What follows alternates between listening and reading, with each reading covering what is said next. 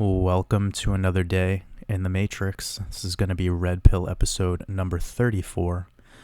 Hope everyone's having a beautiful day today, getting very close to the end of November. Today will be a very important close for the cryptocurrencies because it is not only a weekly close, but it is a bi-weekly close. So 2-week candle is closing, and we're going to be covering that and also going over a little bit of the code. And I just want to kick off this episode talking about some of the things that we've been discussing for the past couple months, such as upside price targets, the $144,000 Bitcoin call. A lot of people are getting antsy about this. So in today's episode, I'm going to clear up everything, kind of, lay out the foundation as to where these numbers come from and how we can anticipate the rest of this bull run to come to its finality.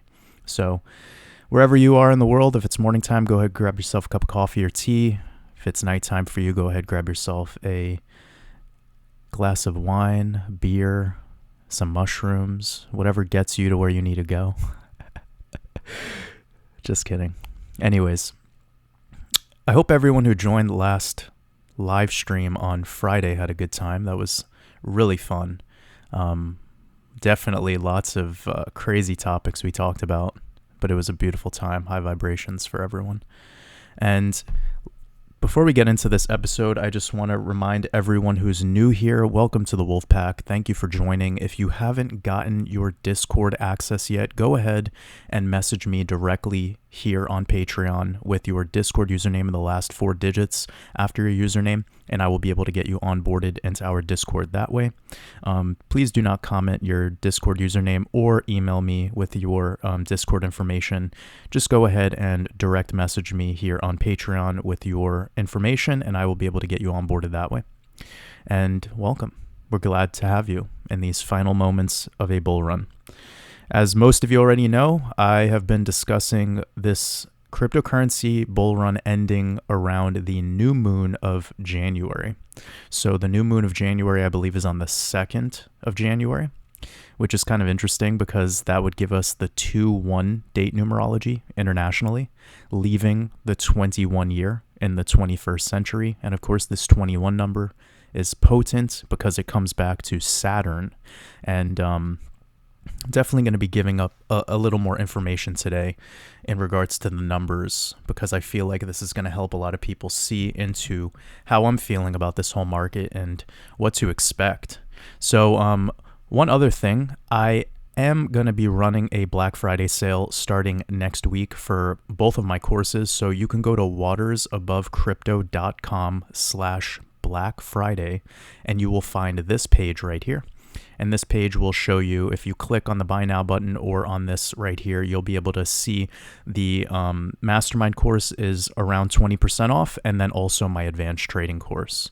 So for anyone who wanted any of my courses, there you go. It's a nice little discount. I'm most likely going to be running the same pricing structure for the rest of the year, just to give everyone, a long amount of time to be able to get access to my stuff before we transition into the bear market at a more affordable price. So for anyone who's interested in my work and has been following along for a while and you want to get my courses, here you go. watersabovecrypto.com/Black Friday. And I love this logo. I can't wait to put this logo on the front of a shirt. It's really, really amazing. I love it. Chief Wolf. So, anyways, let's move on to the $144,000 Bitcoin call. So anyone who's brand new to my work,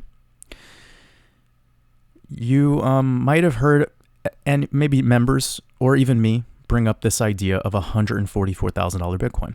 And I feel like because my work is growing really rapidly, I think even in the last 3 weeks, we've added about 3,000 subs. So my work is really, really getting out there, and it's a beautiful thing to see, and I am so grateful. But I want people to remember that a lot of the things that I share in regards to the code are just me giving some rhyme and reason to what could happen. I'm very open-minded to things not going the way that I've projected them. And this is where you really become an investor. So for those of you that are, you're here for like the high vibes and the esoteric knowledge and all of this, that's awesome. You really will probably resonate with what I'm saying. For those of you that are just here for prices and you just want these, these like laser precision price predictions, that's not really that's not really my vibe, And I do understand that a lot of people are seeking analysts that solely have predictions and they want to know their hit rate and how accurate they are. And to me, that does get troubling sometimes, because one of the things that it does psychologically is it makes people fixated on the precision rather than the gratitude, rather than the increase in their position of wealth, rather in having more resources to free themselves of their 9-to-5 or whatever it is that's going on in their life. And I want people to kind of switch their mindsets as fast as they can, soon, because the bull run is about to start really kicking off. At least that's what I'm anticipating. Could I be wrong? Absolutely, I could be wrong. I love being wrong. That's what makes me different than a lot of people, is every time I'm wrong, it's an opportunity for me to go back to the drawing board, and it strengthens my gnosis. It strengthens where I got my information from in the first point, and how can I self-reflect? How can I take personal responsibility? How can I go back to my notes and fine-tune where I went wrong? And this is something that has really helped me a lot in becoming a better investor. So, of course, we're getting closer to the end of the bull run. These red pill episodes are becoming more of a more talking about mindset, philosophy. And this is what's most important anyways, because getting yourself prepared for prices going down or getting yourself prepared for prices going up, it requires you to be able to behave emotionally. And that's really what I want to help people with. How do we behave emotionally? So when we were getting this dip the other day, I was making a bunch of entries. And the reason I was doing that was because I had a very good feeling that we were going to rebound from those levels. And regardless of how deep we go, it doesn't really matter at the end of the day that we went to 55K Bitcoin or 56K Bitcoin. None of that really matters, because within 7 days from those moves, we can see how quickly this can all reverse. It happens all the time. These shakeouts right there, they are literally just that. They're just a shakeout. Just like here, this was a shakeout in the opposite direction to get people. It's a bull trap. Okay. So we need to get prepared for what's to come. And I want to talk about the precision of the December 4th call that I've shared. And I also want to talk about the flexibility of it. But I'm going to give some evidence as to why December 4th is a special day, with more information than even my last Patreon post that I shared with everyone. So anyone who's new to my Patreon, I just made a post really recently discussing December 4th, and I also exposed another day in March of 2022. It's a very powerful date, and I want people to definitely check that out if you're newer to my work, or if you missed the post in general. And you should definitely check in, because I have a big feeling around February into March of 2022. And it's not going to be pretty, in my opinion, in regards to the market. How your daily life is, and just reality as a whole, that's a different conversation. So, getting back to this $144,000 call that I made, I believe it was back in May, or even as early as April. So this was quite a while ago. I was making this call back here, okay? And it's been quite a while since that. And one of the reasons why I was able to make this call, let me show you. I'm going to turn off all this excess stuff, and I'm also going to turn off the drawing tools. Okay, so what you're seeing right here in front of you is called the logarithmic growth curve chart. Okay, I'm on a weekly chart, by the way, too. I'm going to reset this, and I'm just going to zoom out. Okay, so we have these two bull runs before that were pretty incredible how they all worked. This 2013 bull run, we actually topped out on the new moon of December in 2013. And then in this bull run of 2017, we topped out on the new moon of December as well. Okay. Now, this structure that we have, where you can see this orange line, I believe, is the 786 dev line. So In April, mid-April, we hit that line and then corrected all the way down to almost the red line, but then had most of our trading range on the green line. Now let's zoom into what we saw recently.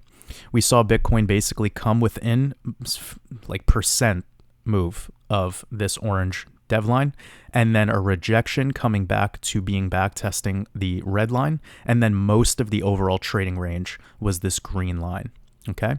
Now, after there, we essentially started to move up in a parabolic line. And one of the things that I've noticed is when we get above this white line right here, not the center line, which we're essentially trading on right now, this middle line, once we get above that one, we tend to just move up in a straight line.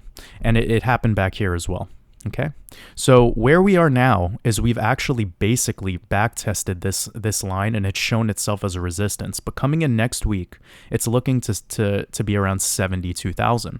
Now, why is 72,000 so important? Well, it comes back to Bitcoin. Okay, so I suspect once we start closing above 72K, we're going to start to move in a straight line pretty quickly to 117,000. And then the $100,000 level is something we would need to pay attention to because it's a psychological level. Okay. And another reason why is it's within this orange line right here. So there's another fib line that could play a resistance because it tends to.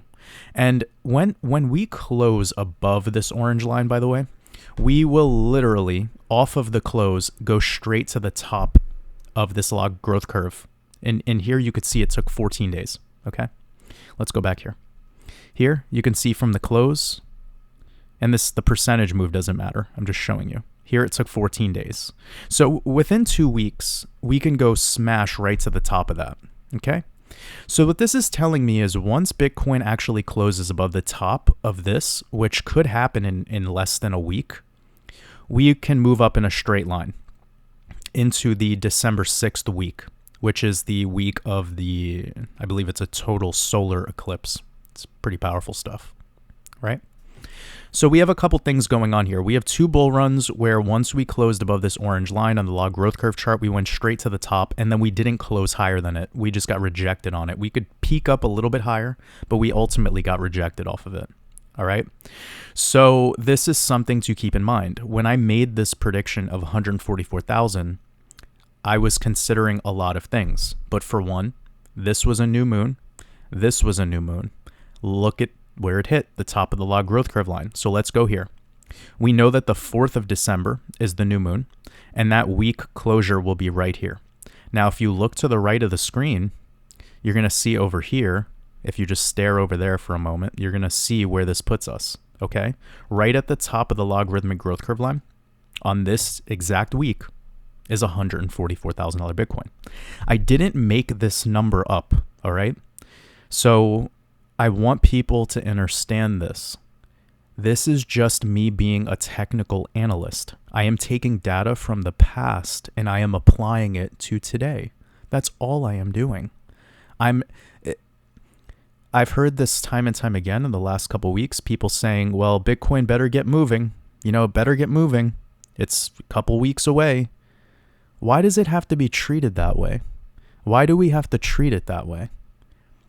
Like it's a sign of people being antsy, and they're so caught up in this 144,000 on December 4th thing.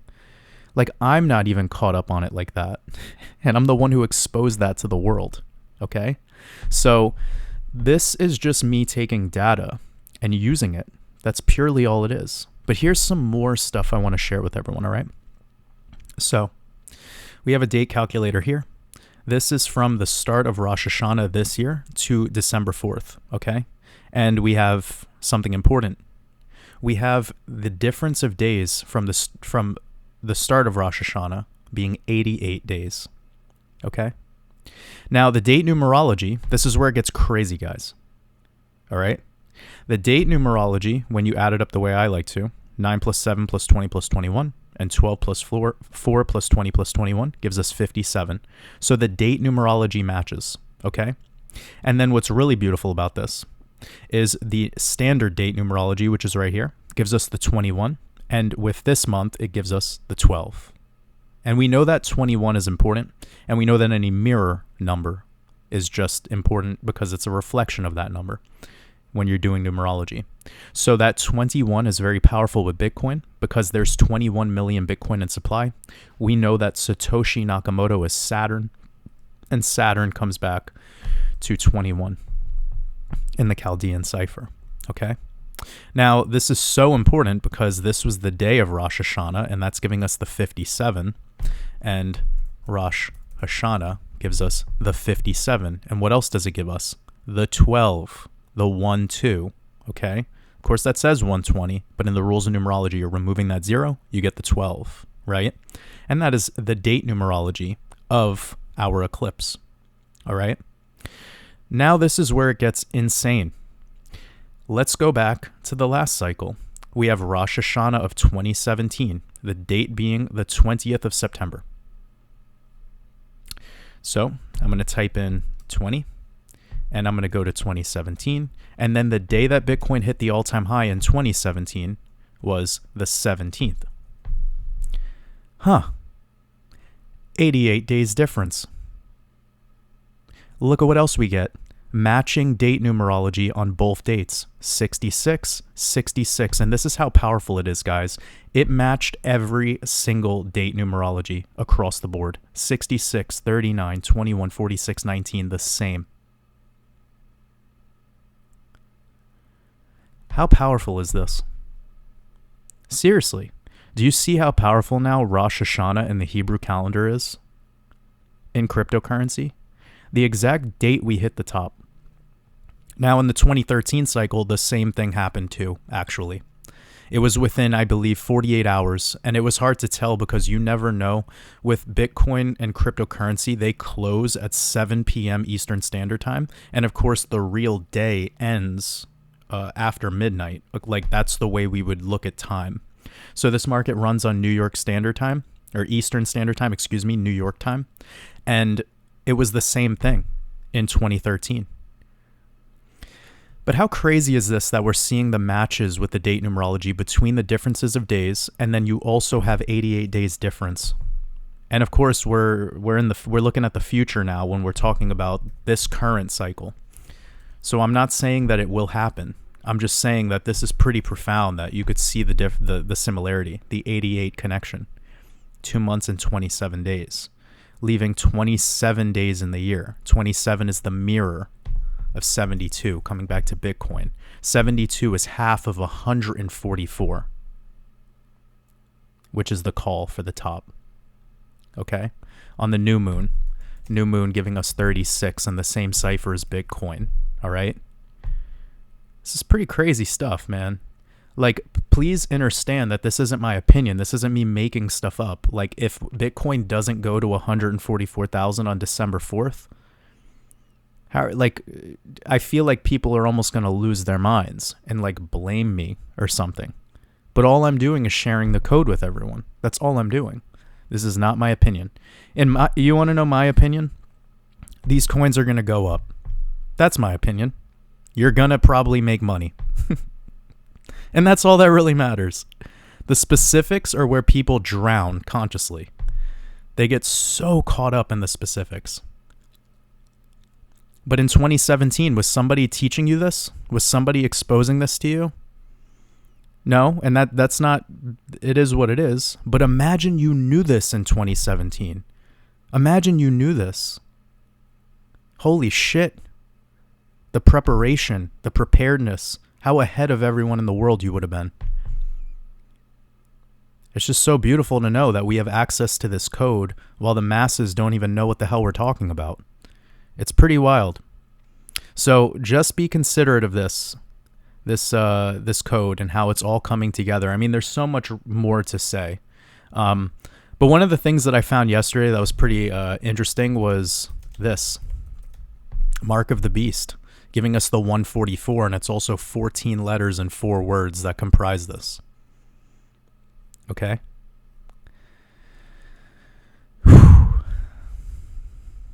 It like sends chills up my spine. This is they're telling us something, all right? And I have a decode coming soon that I really need to share. I just don't have too much time. But it's going to be more about this, the mark of the beast, and what the mark of the beast truthfully is.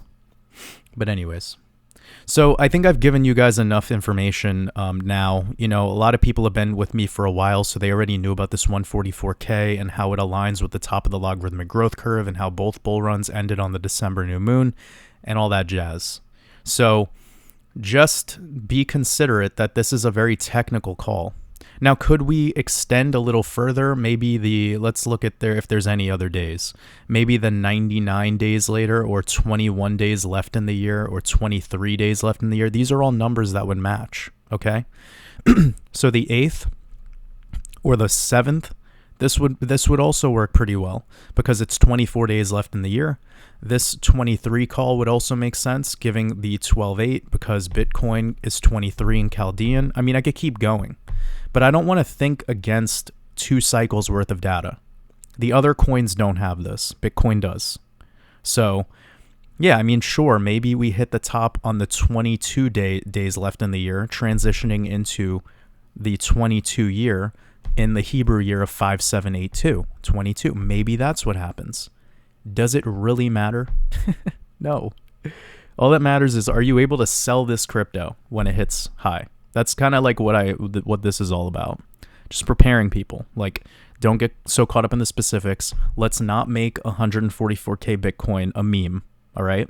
Because that's what it's becoming. The same way all these bigger YouTube channels are just catching up to the lunar cycles. They're trying to turn it into a meme. And look at how many people are getting fucked over from not taking that seriously. All you could have done for the last year is pretty much bought the full moons and sold the new moons as a trader, and you could have been one of the most profitable traders in the whole year when it comes to hit rate with very little TA. So I know people don't like taking that stuff seriously, though, because it sounds so woo-woo, but you guys know how I am. Like, if I see it in the charts and I'm seeing the data repeat itself, I'm not going to sleep on it. Why? Why take something is so simple and so easy and look down upon it, Like, I get it. Gematria is difficult for most people, but looking at the lunar cycle isn't. You literally just go to a website called calendar-12.com, moon phases, and it tells you right here. This tells you sell. This tells you buy. Like, that's it. It's really that simple. Sure, you could dial it in a little bit more with some numerology, some date numerology, knowing when the eclipses are, etc. Knowing some TA will definitely help. But it could have been as simple as literally just turning on the moon phases, setting it up the way I do, buy full moons, sell new moon, buy full moon, sell new moon, buy full moon, sell new. You see, it's just over and over again. It's why overthink it? So we had our dip exactly on the day of the eclipse. That was the lowest we got, which was on the 19th, which doesn't surprise me because that would give us the 1119 date numerology. We know that the 19 is an important number in our reality. So now we're seeing this recovery off of it, and this is typically how it goes. This recovery that we're getting now, I suspect, is something like this fractal or like this fractal, where essentially we're going to move up off this candle after candle green for the most part. Can we have a shakeout in a couple days? Sure. Any shakeouts that we get, though, are just liquidity tests and whales liquidating people from their leverage trades. So that's another reason why in Trading Wolves, I told everyone, you want to be playing with a low leverage right now. Low leverage, because this is the most volatile state that the bull run will get to. It's the craziest time in a bull run. And there's no reason to get liquidated on a scam wick because you're playing with ridiculously high leverage. That's just childish, and you deserve to lose that trade. I know that might hurt you to hear that, but leverage trading is not for everyone. It's for skilled technical analysts. And a lot of people have been getting into leverage trading just because it's easy to do. You open up an account. It's like most of them are no KYC. All you need is an email, and then boom, you're in it. You transfer some crypto and you feel like you're a pro now. But that's not the way to go. It's very, very difficult. And you want to make sure that when you're getting into leverage trading, that you're starting with even no leverage. Paper trading should probably be the way to go for you for at least a couple months till you figured out the ins and outs of what's going on here, which is essentially emotional control and analytical excellence. Those two things combined make you an incredible trader. So anyways, we've discussed the high price for Bitcoin, why I've taken that a lot more seriously. Let's get into the TA and then move into our altcoins. So Bitcoin right now, we know we have a weekly close. Let's look at that and then work our way down. So let me turn off these. So this weekly close is not looking that great. I would like it above the 888 fib, although that is very close to where we are now. And the weekly closure is coming in about maybe 7 hours from now. So only a 2% move up. That would be a very healthy close. Otherwise, this close doesn't look great. Just gonna be honest. So on the weekly, I don't really love this, but also let's look at our EMAs. So we back tested the 13 exponential moving average with a really nice bounce. We have yet to back test the 21 exponential moving average since back in the September full moon time. And, okay, so this is telling me something as well. So the 8 simple moving average is sitting at 59,400, and we're trading at about the same level. So a close above this would be very good. But again, like, there's so much leverage in this market that I don't want to lose too much of you guys, like get you lost in the sauce over $100 movements on an asset that's almost $1 trillion market cap or whatever. So anywho. This 888 would be a prime level to close at from a technical perspective, but it doesn't really matter too much at this stage of the bull run. Let's go to the biweekly and see what's going on there. Let's get this at a log so we could see a little better. Okay, so from a log perspective, this on the biweekly close, I would like it above $60,000, and the reason for that is because it would be above the candle closures on the biweeklies going back to our prior highs in April. That'd be a very nice level. But to wash out the bearish engulfing, 61,200, 61,300 would be nice. And again, that might be asking a little much, but it's only about 3 or 4% up from here. And because the CME is opening tonight, that is in the cards. Again, it just doesn't really matter. We're so high extended above our moving averages that we're just, you could wake up tomorrow and just see a green candle up 10, 15% for Bitcoin. That's kind of how this market works at this stage in the bull run. Let's see if there's any other macro closes. So we do have a 5-day close tonight. And again, a little weak because we closed the prior 5-day candle below the 8 simple moving average. And this one, we've come up to it as a resistance. And I believe that might have happened today. But ultimately, getting above that 8 simple would put us on the same level that I was talking about, the 888 fib. And as for moving averages, these are all in bullish posture right now. So this back test was needed. The MACD is looking all right. RSI is above 50. Let's go to the 3-day. Okay. So the 3-day closes probably on Tuesday or so. This is definitely looking weak, but it doesn't take too much for Bitcoin to pop up above 63K. So by the next 3-day candle close, I do suspect Bitcoin to be trading in the mid 60s again, probably even back to new highs, because that's about 2.5, 3 trading days away. So really not too much to say about that. 2-day closes tomorrow night. So again, 2-day closures being supported by the 34 exponential moving average. These moving averages are starting to slope downwards.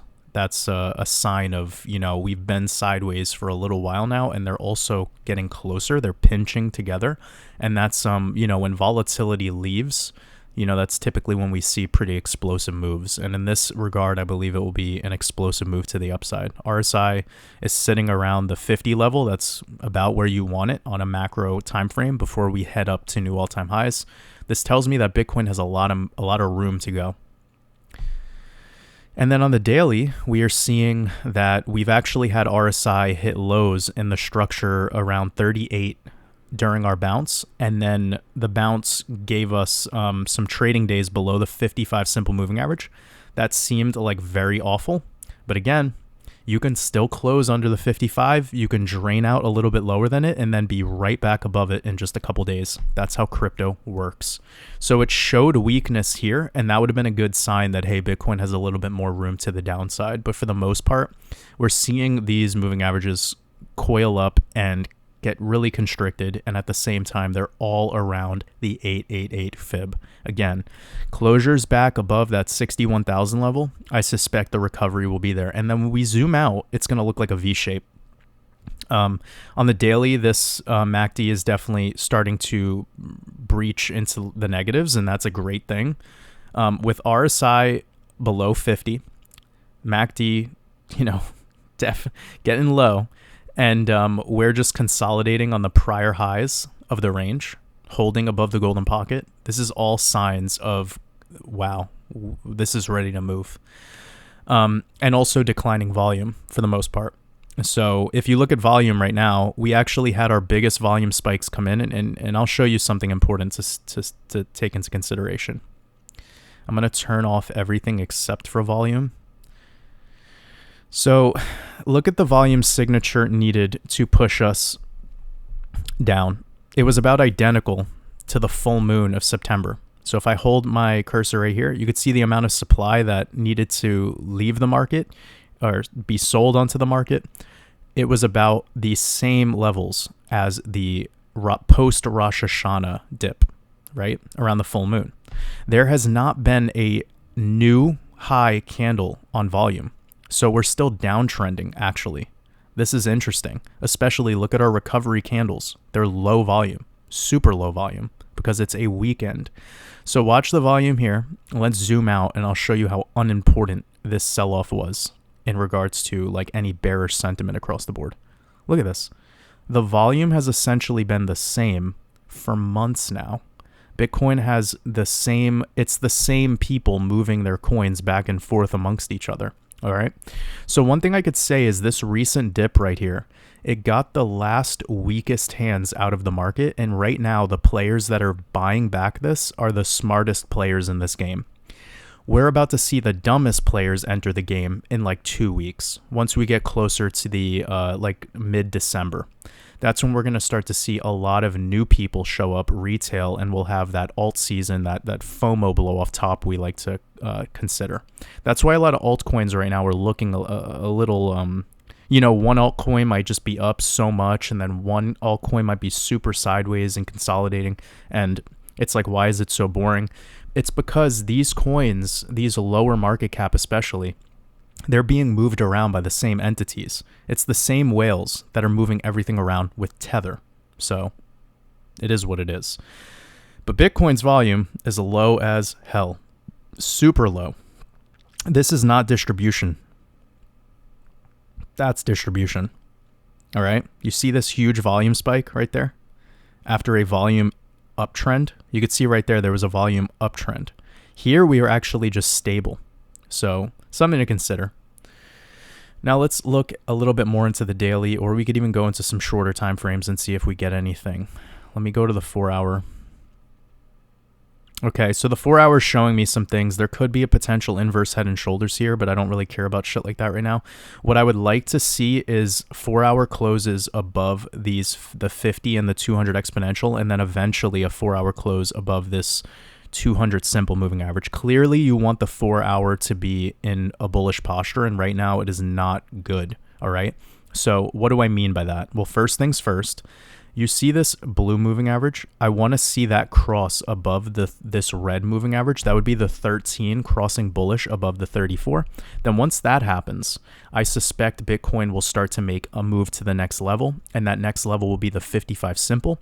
And then I want my wolf cross, which will be the 8 simple crossing above this white moving average, the 55. Once that wolf cross happens, by then you'll start to see on larger time frames MACD bullish crosses across the board. So right here on the 12 hour, we're probably going to get really close to one of those soon, especially if we see 2 more 12 hour candles close green. Then I suspect we're in good shape. And look at this. You can see how this has flipped, but it's not completely bearish because the 200 exponential is above the 200 simple. That would be a key support level. I don't think we're going to break lower at this time. I think this is it. So where we're at now is a 12-hour close above that 13 exponential moving average would shift us up into this 62 level. 63K is a bitch because it comes back to Bitcoin with that 36. 63, like we were playing around with a lot in this whole level right here. And it's because of Gematria, all right? That 69K perfect all-time high that we hit, that was all because of Gematria. It's all because of Saturn, 69, all right? So anyways, this is looking great. There could be a reason to call it inverse head and shoulders, where you have some sort of descending neckline, down sloping neckline, if you want to call it that. We almost had the break right there, but not quite. Also, remember, I am not on log scale. I'm on linear. I'm going to measure from the down sloping trend line to the lows of the head, and then I'm going to move it over, and you can see it's going to bring us back pretty much to the prior trading range, to this little cluster over here. It's still a lower high though, so this is why I said I don't really care about the short-term inverse head and shoulders. It doesn't really matter to me. Like, we need to get new highs. Technically, we need to break 69K. We need to get to 70. Then we could start, like, the party hat comes back on. Okay. So yeah, in the meantime, I mean, our downside level would be probably this 57K if it wanted to have one more swipe to backtest the top of the golden pocket. And then our upside level would be the 888 fib. That 61,000 level, closures above 61K, I believe, will put us back into a good position with a bullish cross on the MACD on the 12-hour chart. Besides that, we're looking fine. This shakeout was called an LPS, last point of supply or last point of support in Wyckoff, and we're ready for another SOS, sign of strength. Let's move on to Ethereum.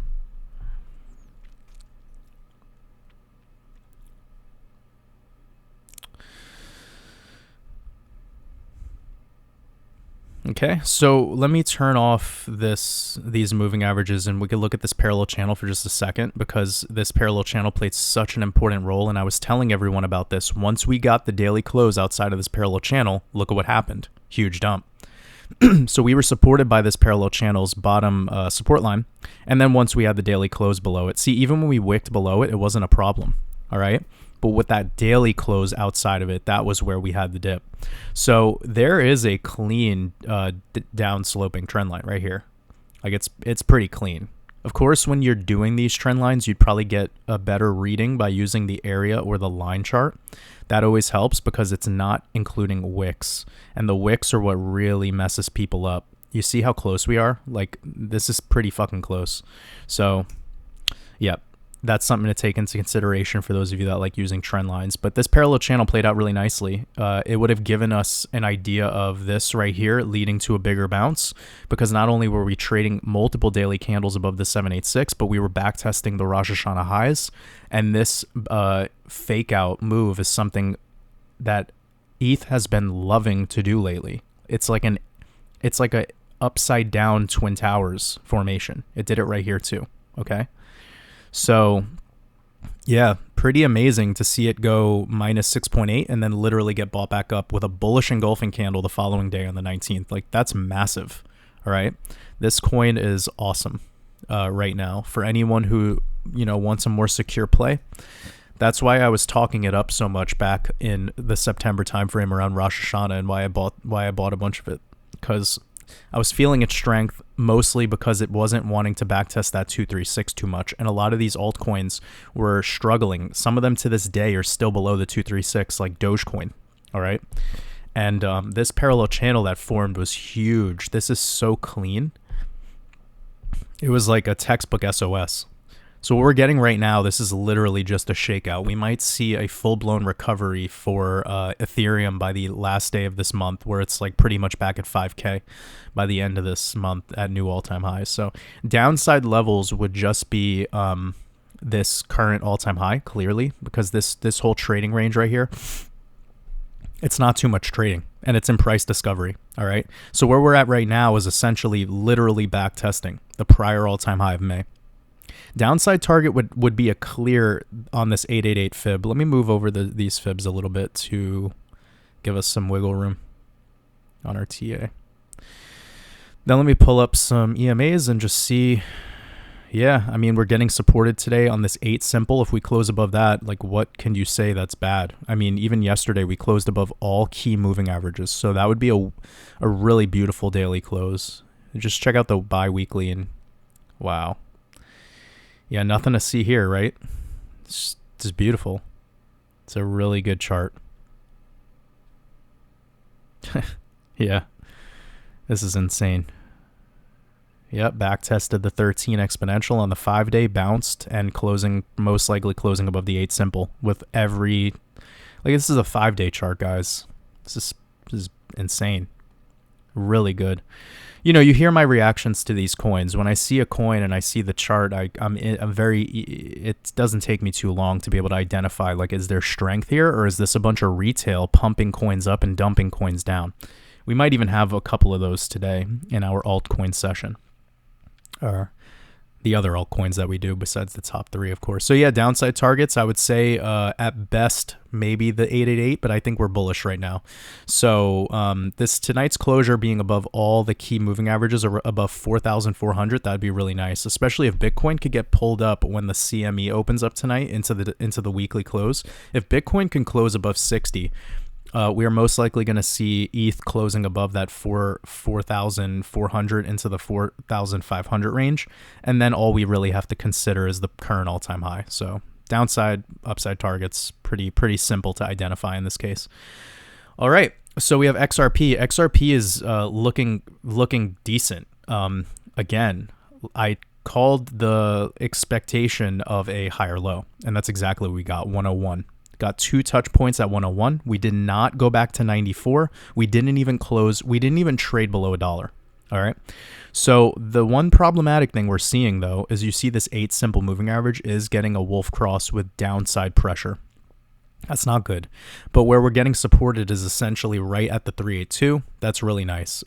If we have any shakeouts, we could back test the prior lows. And if they really want to fuck us up, like we can go back to 98 cents. We could. Anything's possible. These 200s are a really normal level for XRP to play around with. The 200 simple and the 200 exponential on the daily chart. So it's not out of the cards, but it would, even if we tapped on them, it would still be a higher low. Okay. So again, across the board, this is pretty solid. This chart is starting to actually like show something. You know, once we start getting 2-day, 3-day closes above that 618, that's going to be amazing. But another thing to mention that's a little bullish is this 200 exponential is looking to cross above the 200 simple pretty soon. So as long as we keep trading these candles above $1, I mean, of course, above $1.20 would make this cross come quicker. But we're so close to the end of the run that these are really lagging moving averages, and I wouldn't put too much weight onto them. But it is showing me that since the 200 exponential was such a clean support for XRP, and a clean resistance in some cases, that yeah, it's something to consider. Let's look at our 2-day, because we know the 2-day MACD bullish cross plays a huge role in XRP. This isn't looking that great. And the 2-day could be closing below the 55. Yeah, this is starting to decouple from its moving averages, and it's really liking this 382. So that's why I use a combination of moving averages and fibs. And then I include as secondary momentum. So that would be relative strength index and MACD, moving average convergence, divergence. So, you know, when you're learning TA from me, you always see me go one step at a time where I'm focusing on the moving averages on the larger time frames. And then I will be also considering it against the fibs. And then I will also be bringing up momentum, and then keep it as simple as that. And then overall, we know every month we have bearish momentum into the full moon, bullish momentum into the new moon. Can really save people a lot just by, you know, dialing down their TA to being that simple. Of course, we could throw the Bollinger Bands in there, here and there. Bollinger Bands on the 2-day are even starting to flatline and constrict. So that means on the daily, yeah, this is getting close, guys. I mean, obviously a daily close above this 130 level would be nice, but I'm still waiting for the 140. That's where we get excited. And I think we'll hold structure. Just like I told you guys last week, a couple weeks ago, I think we'll hold structure. And when I say hold structure, I mean just continual higher lows. So whatever the most recent lows were, which are coming in at 101, I think we'll probably hold there. You guys remember over the last couple days when ETH and Bitcoin were pulling back, XRP was stable. You want to know why it was stable? You want to know why I was able to tell you that it would be stable so far in advance? Because it's more suppressed. If a coin is more suppressed, it has less downside less of a downside move to go. If a coin is at brand new all-time highs, it'll have way more liquidity to give back, especially if it's a low market cap coin, mostly traded by retail. So this is stable. It's actually acting more like a stable coin. And that's what XRP does. It acts very stable until it pops. And then when it pops, it moves. So, I mean, not too much to say about this because it's been essentially playing in the same trading range that goes all the way back to August. So there's nothing to say. We need above 140 for big continuation. And on any downside pressure, we'll probably be closing dailies on this bottom side Bollinger Band. Let's move on to the other altcoins, Binance token. All right. Okay. This thing looks like it's recovered from prior all-time high. Yeah, cool. So it's kind of like playing a Bitcoin or like an ETH move. But this top looked way healthier than ETH. This chart actually looks better than Ethereum, as of late even as well, because this held a little bit of a distributional top whilst ETH had like a syringe top, like a blow-off top. See that? That's not good, okay? That was very ritual. And remember, I told you guys the reason we hit our all-time high here at this level, I'll give you a couple reasons. Excuse me. Okay. So, ETH. So from Rosh Hashanah of 2022, which I believe was like the 18th or so of September, like the 18th or 20th, from around Rosh Hashanah, it was the day of, or the first official day, up to here was exactly 33 weeks and 3 days to the high, 3333. And of course we get that 33.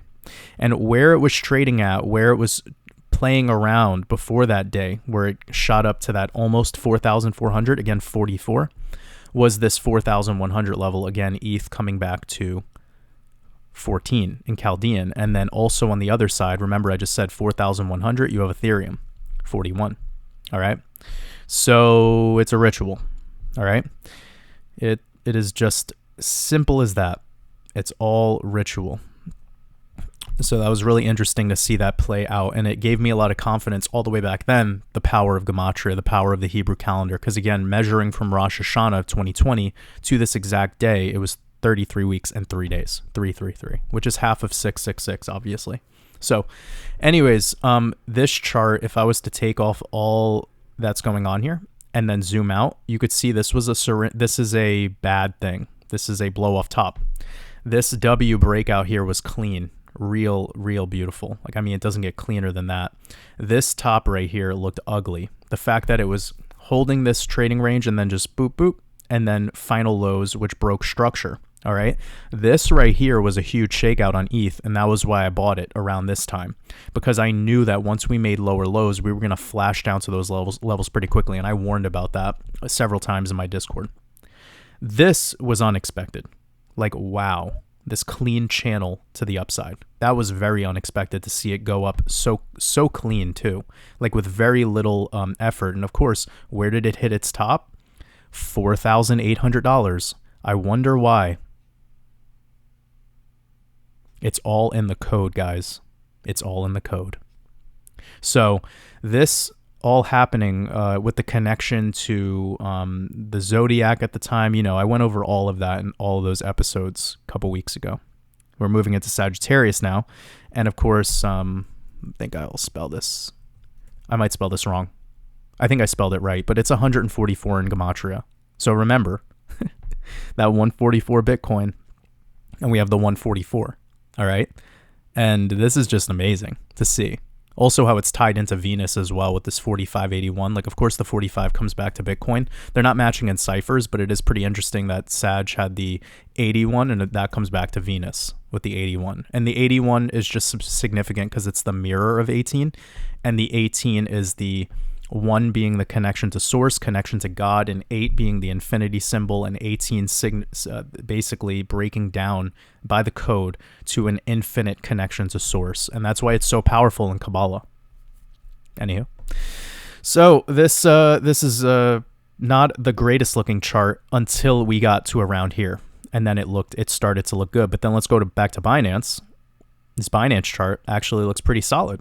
It had this SOS, beautiful W breakout backup phase, a backup phase that lasted a little time too, about 40 days. Then we moved up. We have our buying climax and then our supply tests on the upside. It didn't get much higher than the buying climax after this big dip. That's why this would be the buying climax and that would be the upside supply test. This was a reaccumulation after decline schematic that looked cleaner than Bitcoin. Okay? Because you had your buying climax, then you have your your supply test on the upside. Huge dump. That's big. 70% in 10 days. All right, so that's a selling climax. And then right here was your automatic rally. Like this is a very clean automatic rally followed by supply test, SOS, or you could call that a test. It doesn't really matter. It's all more like the same than it is different. But this was a pretty clean move to the upside, very clean parallel channel, I'm sure. And then we had the correction. It's identical to ETH at this point, right? And look at where it back tested. These lows that I back tested a couple days ago were just the lows of the automatic rally. That would be a perfect long level right there. So yeah, this is looking pretty good. And very good looking chart. Let me pull some fibs and see if I could say anything else. I mean, this dump shook out the weakest hands, of course, because this was back during like Shiba mania and Dogecoin mania, like around this time. And then that big wipeout came. And now Doge, I think, is like still 70% off the lows. Absolute shitcoin. So I'm going to pull the fib. Ooh, this is a really good looking chart. I'm going to tell you why. Holy shit. Somebody like Jim, if you're watching, Jim, you know why I think this is so clean. Look at this. Okay, so rejection off of the W at the 236, followed by once we got above it, moved straight into the golden pocket at the bottom. Rejection, perfect automatic rally. Okay, this rejection right down to the 236, last level of support. That would have been a textbook level to build positions. Wow, you rarely see the fibs play out so cleanly. All right, so you can see this was just the knee-jerk reaction to a selling climax. Whenever you have an all-time high bull trap, because remember, bull traps work in two ways. A bull trap isn't only about a failure of the golden pocket. It could also be a new higher high followed by an immediate rejection. All right, so remember what I just said, and if that confuses you, you might want to study bull traps a little more because there's not only one form of bull trap. This Wyckoff reaccumulation after decline schematic, this upside supply test could also be a bull trap, right? Because it's just trapping in people with multiple days at these levels, which is getting them to think that we're building support and ready to keep going up. But what they weren't paying attention to, most likely, was daily RSI creating a massive divergence. So you can see right here, we got to 86 or something on the RSI. This was our buying climax. This shakeout and then new highs created the bearish divergence. And look at where it came down to on the supply test, right to 30. That would have been amazing. Oh my God. So getting back to the fibs, this W right here, after that knee-jerk reaction, it was clean rejections off that 236. All of this would have been buying. All of that would have been buying. And it was also a rejection at the attempt of support after that initial bump up. This is where it gets amazing, is where you have clean rejections off the bottom of the Fibonacci golden pocket, the 618, and then that perfect back test of the 236. This is a beautiful chart. Fuck. Rejections off of closures on the 888 fib, followed by a perfect back test of the 618. Like, this is a very beautiful coin to do TA on. I'm not going to invest in this. I might invest in it in the bear market. I'm not going to invest in this now, but this is not retail, guys. Like, retail might have gotten out here, like at the worst levels, but this chart structure is very clean. Like, wow. Yeah, Binance token looking really nice. Again, it's like a CCP token, so of course it's great. And you guys know my stance on that. I pretty much only invest in Chinese projects lately. You know, VeChain, VeThor, T-Fuel data. So yeah, not much to say. Upside target, again, price discovery. I would just be looking for that clean 700 break. It's probably a psychological resistance for this coin. And then in the short term, daily closes above the 888 because that was seemingly the level that it was struggling with. And downside, the 702 fib or the 618 if they wanted to give like a little bit back before continuation. But I suspect if it is going to give anything back, it would just be a W right here. And I don't really see much downside for the rest of this run. So it's most likely going to recover pretty nicely off of here. Great chart. Let's move on. It's nice to start out with a good one. I feel like sometimes you just start out with the worst ones. It's theta. Okay, this is just going to be a quick recap because we talk about this coin all the time, but it did get the highest votes this week, so I'll just go over it. So what we're seeing right now is this down-sloping resistance line is becoming somewhat of a back-tested support line, which is good because that means what was resistance gets flipped as support. And you could also see this 236 playing a huge role. So the 236, of course, like I was saying with the Binance chart, is a key level. And whenever we're trading around it or getting slightly under it, to me, it's a signal to build long positions. So when we were getting down below 40 RSI, I did put more theta under my belt. And we're probably going to get bullish MACD cross soon. You can see how perfectly this MACD is squeezing together. It's like a symmetrical triangle almost with the histogram. That's a good thing. And with RSI on the weekly, I bet it's so low. So RSI on the weekly is at 51, and this coin can easily go up to the 90s. You could see right here, it got to 97, so we have so much room to go. And this straight line breakout shit that it does is pretty normal. This is how bull runs typically end, something like this. So on a weekly perspective, on a macro perspective, I would like to see a weekly close above the 382, and that could happen as early as next week. We're looking at about a 23% gain, which is nothing because theta off of the lows recently is already up 22%. So I know it might not look like a lot, but that was a pretty nice buyback. So for an additional 20%, with a weekly close above the 382 next week, that's nothing. And that would be our first sign of strength. Essentially, these highs back here are our automatic rally or our automatic reaction highs.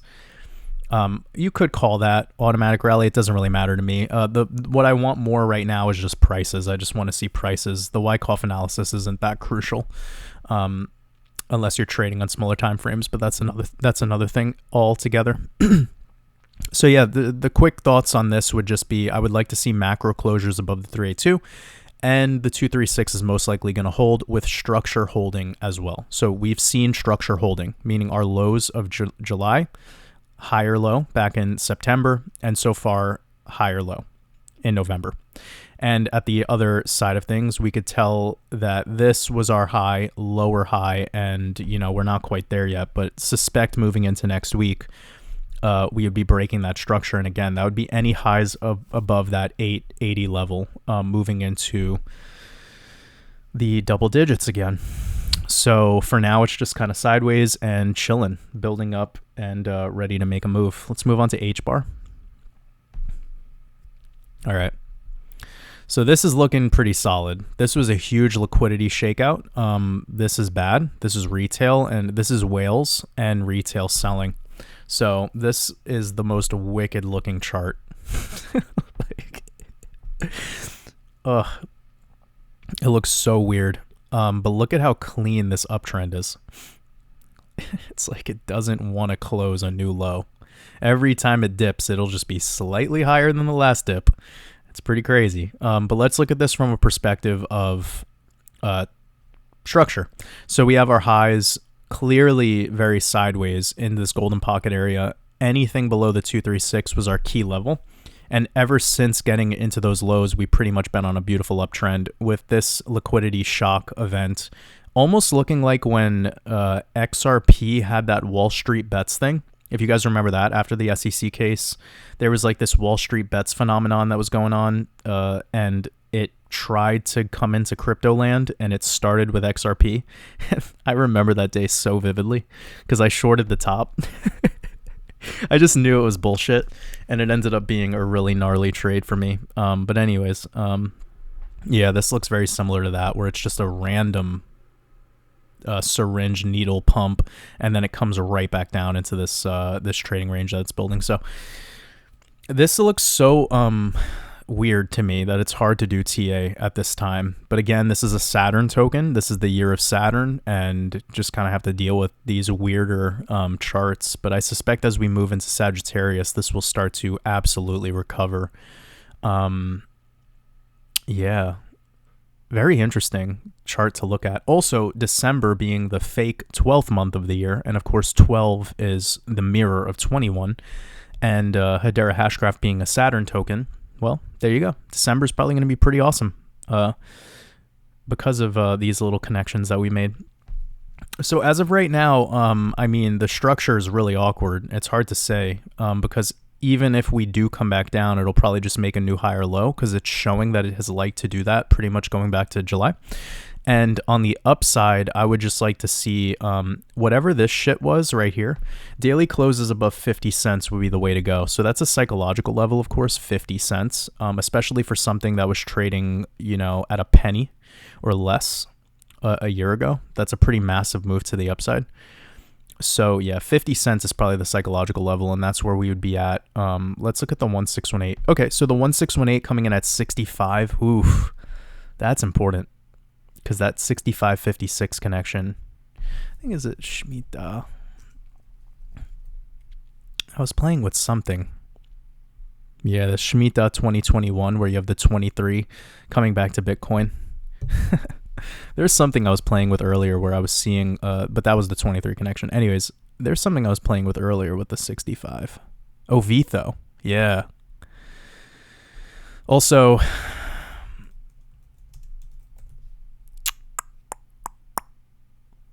144, baby. Anyways, 65, very ritual. 66 is also clearly ritual. So keep that in mind because December 4th gives us that 57 date numerology, I believe. Yeah. So that'd be pretty awesome to see H-bar hit 57 on that day. Then peel back and then boom, alt season. Like straight to $2.11 or something wild like that. I don't know how much juice it has to go. We really have to judge on the RSI on macro timeframes as we get closer. But yeah, this one's kind of past its point for me to feel comfortable building bigger positions, just since it's trading pretty much at the top of the golden pocket. And I like to buy stuff when it's below the 0.5 fib. That's just my style. Even if this does have its rocket boosters on and goes above the 0.5 fib, it's only 400-500%. So that type of opportunity isn't really what I'm looking for. I'm looking for more than that. Anyways, let's move on to Omise Go. Oh my God. What the fuck? What the fuck? Oh my lord. Okay, this is the worst chart ever. This almost makes the XLM chart look pretty awesome. Wow. Just let's analyze this. 70%, 160%, 60%, 160%. Like this thing is like a lie detector test. And then look at this structure. Hoo-wee. Okay, yeah, this sucks. This is the worst thing. I'll tell you why. These are coins that you really need to buy low. Like you just need to, and then you need to know when to sell them. This is a trader's coin. This is not a hodl coin. This is ridiculous.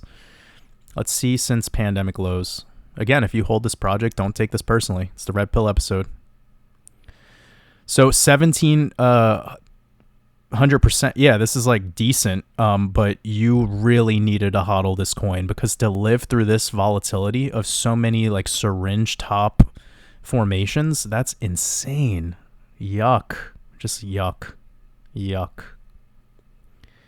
Yeah, how do you get through this comfortably? Yeah, it's too much. This is too much. 200% off the lows of July. It's pretty much most altcoins have done this. But this distributional top is not good, guys. To have a distributional top like this that lasts almost 40 days, like this is a Bart Simpson head. How are we having a Bart Simpson right now at the end of a bull run? That's a shit coin. This is not good. Okay. I'll just, for fun, I'll do this. Oh my god, it's literally closing below the golden pocket too.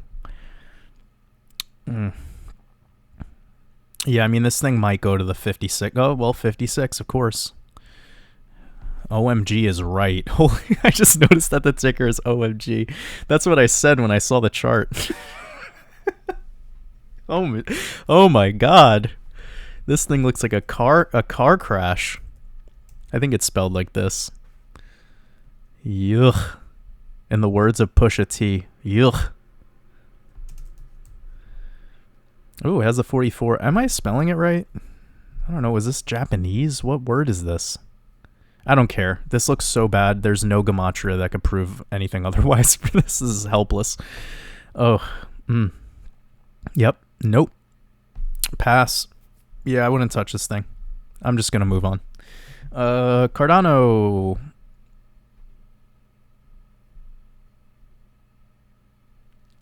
Cardano had a spring. So what we just got with Cardano was a spring. This coin's already had two huge trading ranges that it's built, which is something I like to see. I do like to see trading that is sideways and showing me a clean support level, like we've seen back here at $1. $1 makes sense because that's a psychological level. This dip right here was a spring. This chart as well is also not looking that good. It's just stair-stepping up, which again, as a hodler, if you go back to a year ago, like, wow, this thing has really done well.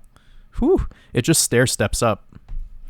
So not the greatest chart in the world, but we're looking at about 6,500% off the lows, pandemic lows, and a total move of over 10,000% with this stair stepping action. It just keeps moving up straight line, building a nice sideways trading range, breakout in a straight line, sideways trading range over and over again. So what we're seeing now is it is below the 236 of the prior fractal, but this is essentially just a LPS if you look at it on a macro time frame. So you have your SOS. This was a tiny little buying climax followed by a shakeout to the downside, and it just kept its structure. It kept its trading range. This final touchdown here was, again, like these multiple touch points to the support level. That's a gift. You don't see that too often with a coin where it'll hold that. It almost looks a little bit like, I remember Algorand was doing something like this, like a very long, arduous sideways trading range. Now this has been on a downtrend, okay? Because you can see high, higher, low, sorry, lower high, lower high, and these are wicks, of course, but you can see the downtrend. And then you have here low, lower low, lower low, lower low. This thing is probably ready to move because it's had double touch around the 30 RSI on the daily chart. That's really, yeah. So what's nice about this coin is it moves up in a straight line, but then it holds structure. And technically it is closing below the prior fib range. If I was to be very honest about what's going on here. Yeah, it is closing below. So this is absolutely like opportunity level with a coin that's proven itself over time from the pandemic. And also it is an older, not necessarily the newest coin on earth. It does have highs coming back to January of 2018. So it was through an initial bull run. And if we were to pull up where we topped out from this current cycle, it was only between the 1618 to the 2618, the 4236 of the big pull, which would be from the all-time high of 2018 down to the pandemic lows. We're seeing that the 4236 is sitting at $5.50. And remember, ADA, I'm pretty sure, gives us 56. Sorry, Cardano. 56. So, and then also Cardano matches with Bitcoin on that 23. So that's an important thing to remember. ADA is giving us those sixes too. So that $6 range would be very sensible because it would be the 4236 area of the prior pull, like the macro pull, the long term. And where that puts us in our current fractal would be somewhere around the 2618, but it would really be this right here, that 3618 level. So yeah, I mean, I think this will go to 7 though. 750 would be crazy, but I see it going to 7. We'll have to see though. I'm not really too sure at this point, just because it's done so well. So we have to really see. But if Theta and T-Fuel do the things that I'm anticipating, then I would not be surprised if this gets pushed up to the 4236 at like maybe $7.70 for the Shemitah, or just 7, for the Shemitah. So 6 to 7 is where I see this going. And right now, I don't know if that's like the greatest, like we are pretty fucking low. So this would be an opportunity if you have no ADA. And ADA is a strong project because it's maintained, but it would only be about a 300% move. And could this like melt up even higher? Absolutely. This is like a top Jesuit coin. So this could definitely do something crazy that we're not expecting. But from a technical level, yeah, it's already had many big this wick is so annoying. I hate when these wicks stay on the charts. Like I wish the trading view or something could detect them and then just remove them. But anyways, yeah, this choppiness that we're getting right now, definitely not interesting to me. That's why I haven't been buying any more ADA, because I just haven't been super happy with the way that the chart's been looking, just to be transparent. And although I do think it's going to make it up to the 6 or 7 area, we can see that off these lows, it's not much to go. And I built my Theta, I built my Cardano position around 12 cents. So for me, I'm just, it doesn't really matter too much at this point. So that was just an update on Cardano. Let's move on to synthetics, I believe. Woo-wee. Woo-wee. Okay, I like this. This distributional top I like. So this is the pandemic lows. Yeah, decent, 6,000%. So it has strength. It didn't have a blow off top, so that means it's not completely retail just messing around with it. Let's see how much chart history it has. Okay, I believe it is a newer coin because it's a DeFi project for sure. Ooh, clean uptrend. There's probably a trend line coming in on this. Barely. Ooh, that is a little scary. Now, I wouldn't really consider that. We're at the end of a bull run. So yeah, let me pull some fibs and see what we got going here. But I do like this long-term distributional top that we saw here. And I bet this pullback wasn't, maybe it was dramatic. Yep, pretty dramatic, 80%. It's weird when you're in log scale sometimes. But that's a heap of time trading at those levels. Oh, this is suppressed for sure. This shit came and back tested its prior trading range below the top. So that was a huge downside move. So maybe this is a little bit more retail driven. It could be, because remember, like a year ago, around this time a year ago, DeFi was the name of the game. Nobody shut up about it. And now all people want to talk about is shit coins and NFTs. So we're just at a different time in crypto. I miss those days, man. Because DeFi actually had use cases. It actually, like, you know what I'm saying? Like, shit was, like, good technologies that, like, made sense. And now it's just, like, it's a fucking joke. Like, crypto is becoming a joke.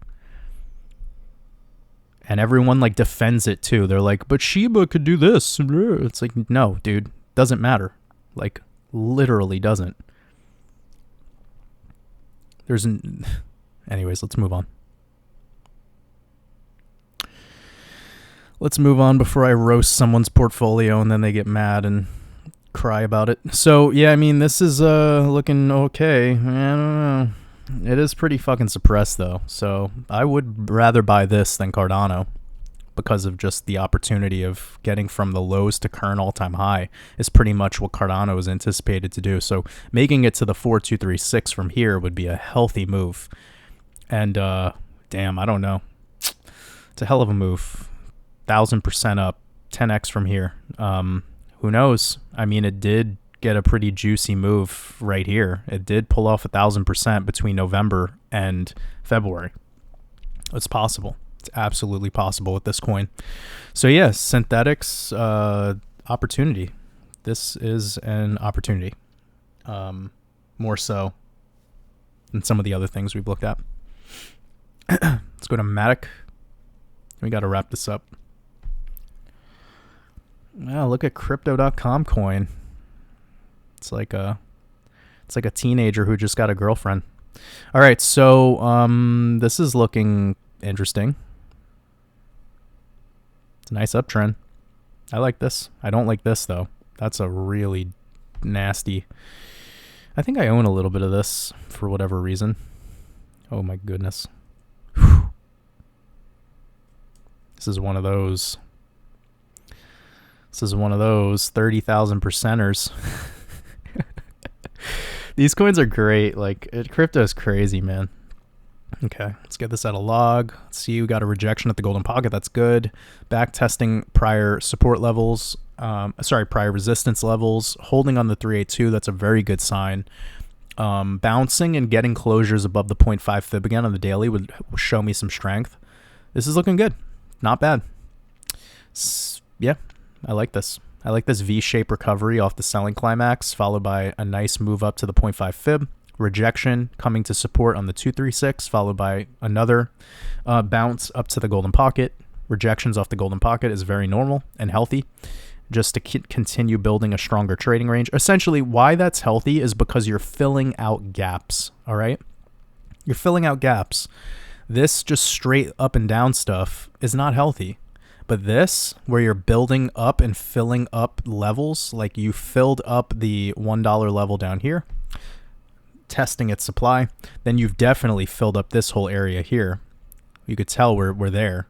Now, once we start getting back into this area between the 0.5 and the 0.618, we're going to fulfill filling up that area, and now it's the golden pockets next. Filling up the golden pocket is something that, for instance, H-bar is doing right now. It's just completely filled up that area, so now it's ready to go. H-bar is a much stronger and solid-looking chart than some other coins, just because it's filling up those levels. It's not just a pump and dump. So yeah, this is not bad. Again, closures above the 786, and this thing's probably going to move pretty fast. And then the 382 is probably going to be our support level on the downside for any pullback, so that'd be $1.50.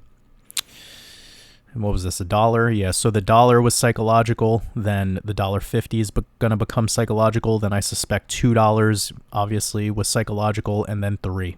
So after 3, you know, this thing's going to basically move up in $1 increments. Maybe it hits double digits. Maybe it gets to 10 or 11. That wouldn't be out of the cards for me. What's that looking like? Yeah, it's 600%. It's good. Good. I mean, in crypto, it sounds so like almost like nothing, but in reality, it's a lot of money to be made. So, yep, this is not bad. I don't like this, though. I really wish this stuff didn't happen, but we're in crypto, and it's just way too much retail. Weak lettuce hands. Let's move on, because this is a strong enough chart for us to identify the 382 is our downside level, and then closures above the golden pocket would be what's next. Just final thought, quick thoughts on T-Fuel and VTHO. VTHO is choppy today. So this is a really big sideways trading range that we have going on here with T-Fuel. This chart is looking awkward. Okay. But my goodness, after a move like this off of the pandemic lows, you're looking at almost 50,000%. So it's finally starting, back here, it built a pretty nice sideways trading range with a very similar structure, actually, where you see this peak out and then more sideways before it leveled up. That's essentially what happened here. This peak up and then sideways before moving up. So yeah, let me remove, I don't know what the hell this is all about. Let me pull a new fib, because I don't like how, yeah, on linear, this looks like dog shit. Yeah, this chart does not look good either. Honestly, the only real reason I'm investing in this coin at the rate that I am is because of the esoteric ties that it has to Venus, and Venus being the light bearer. And as we're moving into the 22 year, there's a huge connection here in that transition. So theta fuel and theta are something that I see being very ritualized, and that's why I've decided to invest in them. That's not necessarily the best investment advice, by the way. So, not me giving advice, just what I'm doing. I see the ritual and I see how my money can work for me. And I like putting my money into work for me in things where I've done enough research into the code and see the connections for this all to make sense. So, yeah, this is not good. Not a good looking chart. Oh, I guess I drew somewhat of a trend line down here. A little bit of a support. That's unnecessary to know about, though. Yeah, we have so much room to go on the RSI. This thing could go to 97. Right now, it's sitting below 50. Like, wow. Straight lines are eminent.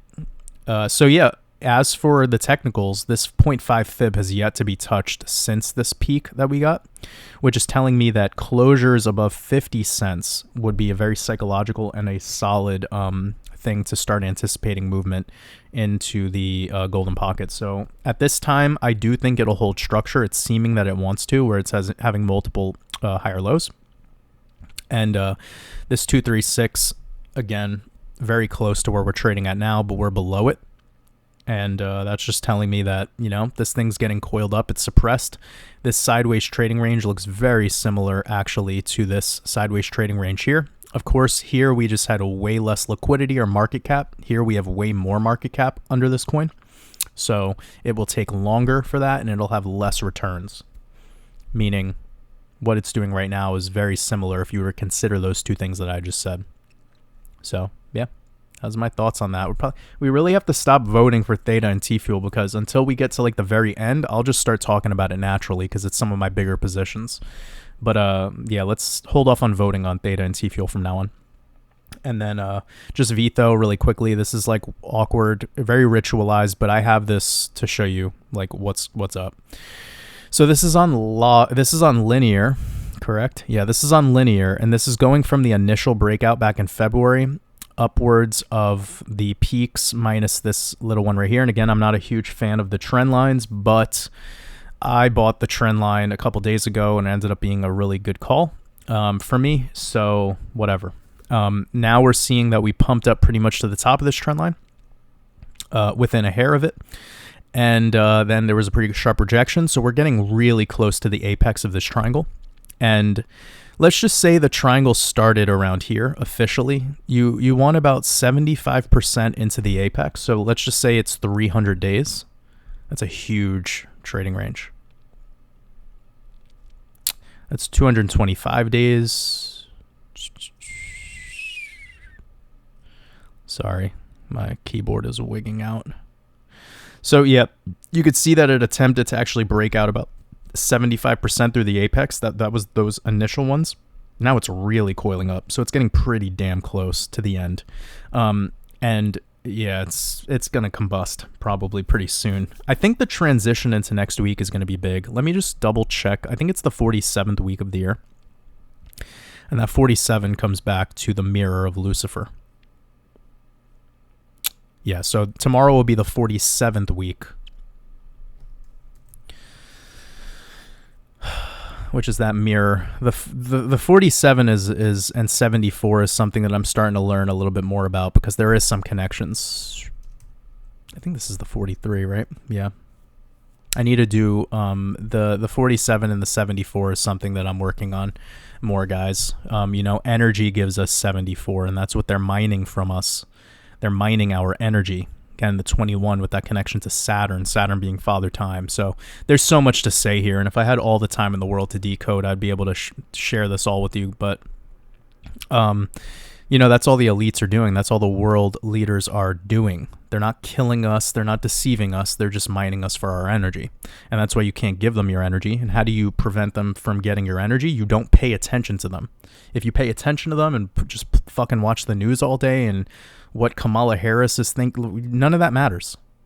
Don't let them mine your energy. That shit is powerful. Keep it to yourself and distribute it with love to the ones that mean something to you, not people that have nothing to deal with your reality, that have no ability to change your reality whatsoever. Anywho.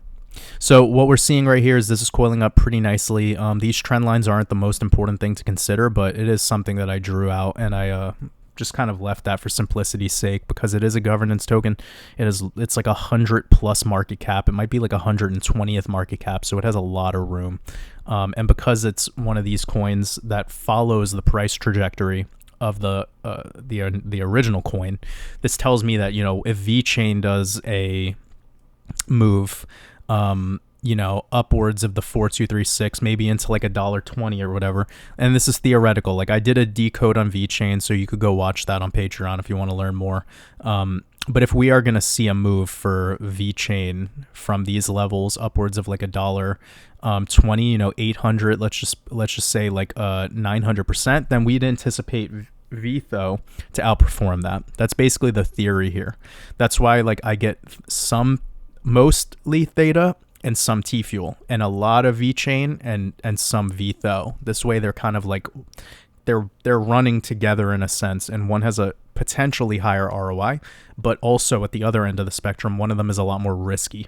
Okay, so I think that's a good time to wrap it up. We went over 1, 2, 3, 4, 5, 6, 7, 8, 9 cryptos, including the 3 that we always talk about. That's amazing. 1.5 hour episode.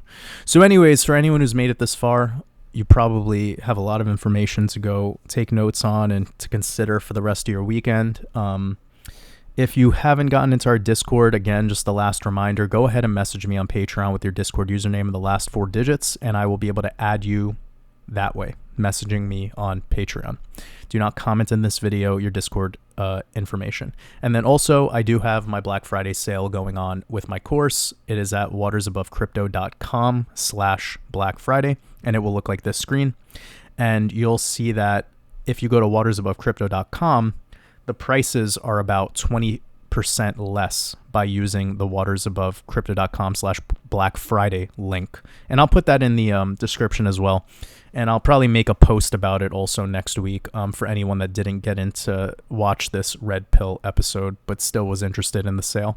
So enjoy the rest of your weekend in the Matrix. Much love.